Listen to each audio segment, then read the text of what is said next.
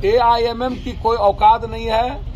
क्षमा कर दीजिए, गोपालगंज में थोड़ा सा शहाबुद्दीन जी के चलते इनको वोट आ गया। जो हिंदुस्तान में महाराष्ट्र और अपने तेलंगाना में 9 सीट से ज्यादा लड़ने का औकात इसको नहीं है। इसको हम सीमांचल में इस बार औकात बताएंगे दुनिया में AIMM क्या होता है। जब मुस्लिम लीग के मुसलमान नहीं हुए, बोला मैं सेकुलर हूं, मैं झूठ फूस नहीं बोलता हूं। AIMM का कोई औकात मुराद नहीं है। गोपालगंज में शहाबुद्दीन जी के कारण, चूंकि उनको तकलीफ थी तो हो सकता है गलती हो गई हो हम लोग। कुढ़नी विधानसभा सीट के उपचुनाव पर प्रचार करने के लिए पप्पू यादव पहुंचे हैं। पप्पू यादव महागठबंधन के उम्मीदवार को जिताने के लिए पहुंचे हैं। पप्पू यादव JDU के उम्मीदवार मनोज कुशवाहा के लिए वोट मांग रहे थे। इस बीच कुढ़नी में पप्पू यादव ने एक बड़ा बयान दिया है। पप्पू यादव ने बताया कि गोपालगंज में किस तरीके से ओवैसी की पार्टी ने सेंधमारी की थी। इस बात का खुलासा पप्पू यादव ने किया। पप्पू यादव ने कहा कि गोपालगंज में महागठबंधन से यह चूक हुई थी, हम लोगों से यह गलती हुई थी, शहाबुद्दीन को नजरअंदाज करके। गोपालगंज में शहाबुद्दीन के परिवार के नजरअंदाज करना राजद को इतना भारी पड़ा कि गोपालगंज का चुनाव वो हार गए। ओवैसी कोई फैक्टर नहीं है, गोपालगंज के अंदर नहीं थे, ना ही बिहार के अंदर हैं और ना ही कुढ़नी में है। गोपालगंज में कुछ वोट इसलिए उनको मिल गया क्योंकि शहाबुद्दीन का परिवार उनसे नाराज था।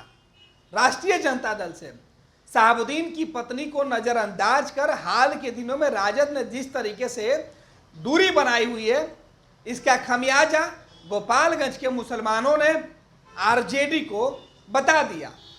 गोपालगंज में MY समीकरण की बात अगर की जा रही है तो ये साफ है कि गोपालगंज में मुसलमान केवल शहाबुद्दीन के वजह से, शहाबुद्दीन के परिवार को नजरअंदाज करने की वजह से, मोहम्मद शहाबुद्दीन जो पूर्व सांसद रहे हैं, उनके निधन के बाद RJD ने उनके परिवार को हाल के दिनों में छोड़ दिया है। इस बात से मुसलमान काफी नाराज हैं। यही वजह है कि गोपालगंज में मुसलमानों ने राजद को वोट नहीं कर किसी अन्य उम्मीदवार को वोट किया। पप्पू यादव ने चैलेंज किया, कहा कि बिहार के मुसलमान, भारत के मुसलमान जब मुस्लिम लीग के नहीं हो सकते हैं तो फिर ओवैसी के कैसे मुसलमान हो जाएंगे।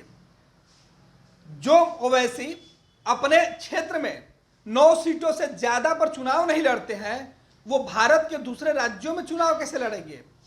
सीमांचल में एक बार गलती से मुसलमानों ने वोट क्या दे दिया कि सीमांचल उनका हो गया। आने वाले वक्त में बता देंगे। कुढ़नी में कोई मुसलमान ओवैसी के साथ नहीं जाएंगे। मुसलमान जब मुस्लिम लीग के साथ नहीं गए तो फिर ओवैसी कौन होते हैं? मुसलमानों के अंदर विभाजन करने वाले। मुसलमान हमेशा भारत के हैं, वो किसी भी मुस्लिम लीग के नहीं हैं और ना ही कोई मुस्लिम नेता उनका हिमायती हो सकता है।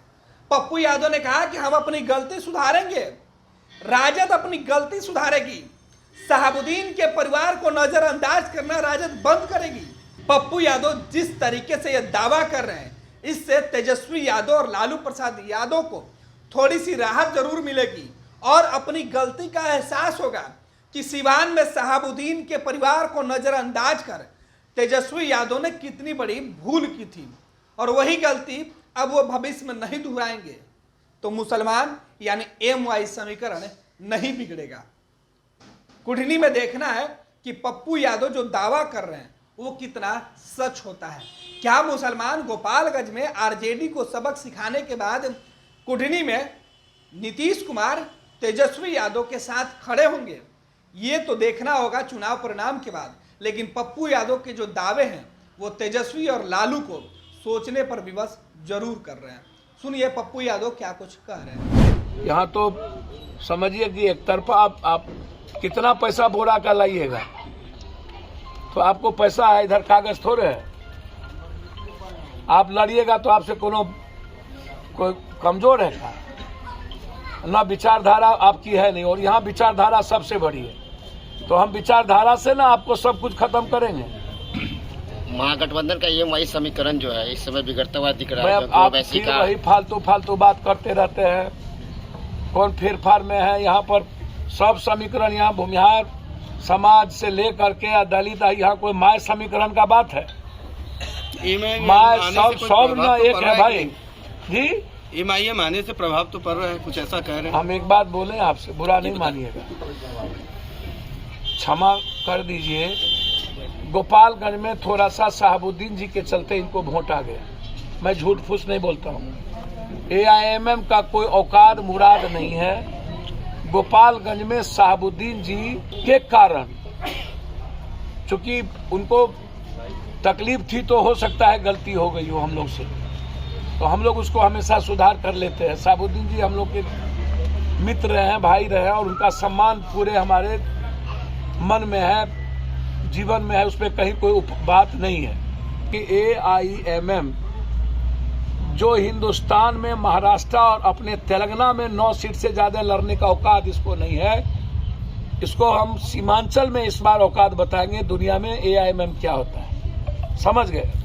एक गलती के कारण वो आ गए। एआईएमएम की कोई औकात नहीं है। और मुस्लिम लीग को जब मुसलमानों ने लपेट दिया, इस धरती से लपेट दिया था आजादी के वक्त, और पूरा देश मुसलमान खड़ा था हिंदुस्तान के साथ, पाकिस्तान जाने की बात नहीं किया।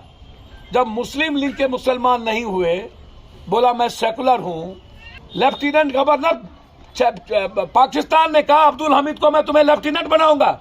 उसने कहा भारत का सिपाही रह करके लड़ेंगे, लेफ्टिनेंट नहीं बनेंगे। क्या कहते हैं आप?